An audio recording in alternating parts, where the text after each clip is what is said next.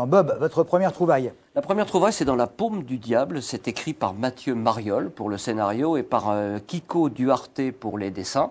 Et ça raconte, ça se passe dans juste l'après-guerre, en 1947, à Las Vegas. Et il y avait un gangster célèbre qui s'appelait Bugsy Siegel. Bugsy, ça veut dire le dingue. Quand on le surnommait Bugsy, il devenait vraiment dingue et commençait à buter les gens. Donc on évitait, on essayait de ne pas l'appeler Bugsy. Et ce Bugsy, il avait trouvé à Las Vegas, ce petit coin complètement paumé du désert du Nevada, un bon endroit en fait pour créer des casinos. Il s'était dit, on va créer là un endroit qui va être dédié aux jeux, à la drogue, enfin tout ce qui peut aller avec.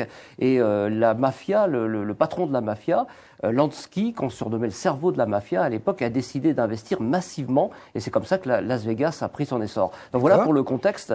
En janvier 1947, il y a un assassinat très célèbre qui est perpétré à cet endroit-là. C'est le Dahlia Noir, dont vous avez forcément entendu parler. Une pauvre fille qui a été coupée en deux au niveau du bassin, assassinée de manière vraiment absolument sauvage. On n'a jamais compris qui l'avait assassinée.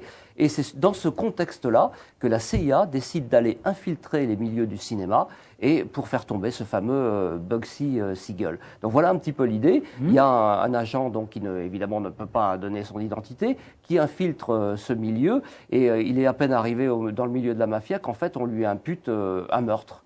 Donc évidemment, il est suspecté aussi. On se demande si c'est pas lui qui a tué le Dahlia Noir.